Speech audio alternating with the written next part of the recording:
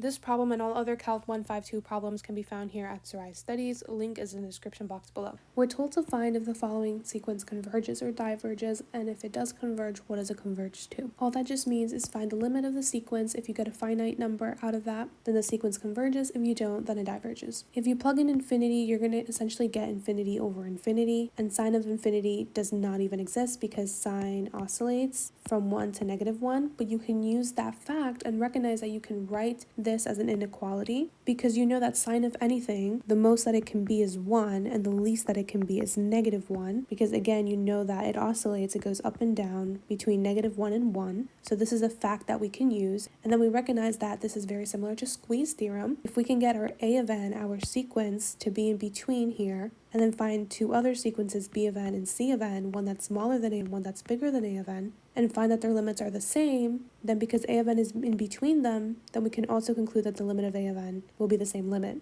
So the goal is to get this looking like a of n, so you just add what's missing. The first thing I see that's missing is a division by 2n plus 1, but what you do to one side you have to do to the rest, but this still isn't exactly a of n, you're still missing this n plus right here. So whatever we do to one side, we have to do to the rest of them. So now we have our a of n right here in the middle, and we have another sequence b of n that is smaller than a of n, and we have another sequence c of n that is bigger than a of n. So if we can find the limit of this one and the limit of this one, and if their limits are the same, and because a of n is squeezed between both of them, then that means that the limit of a of n will also end up being the same. So let's see. Because this is the limit as it approaches infinity, and this is a fraction, we can just divide every term in this fraction by the term with the largest power in the denominator, so that is n. So this becomes 1, these n's cancel out, and then we're left with 1 minus 1 over n, and then 2 plus 1 over n, and then when we plug in infinity, we know that one whole divided into infinitely small pieces becomes infinitely smaller, so small,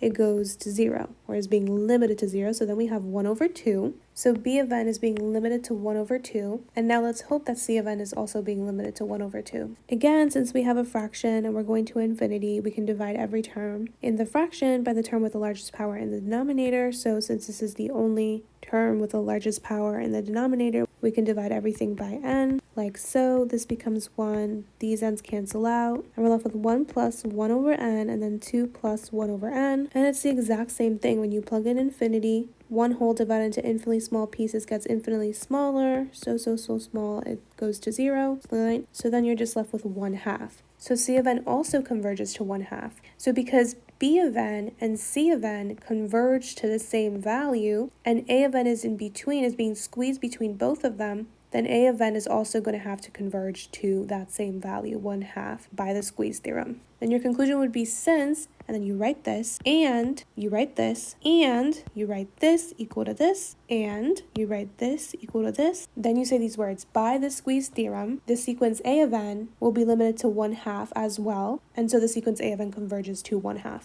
So make sure you write your conclusion, especially if you have molar, but I'll just write this for the sake of the video. I'll see you in the next. Bye.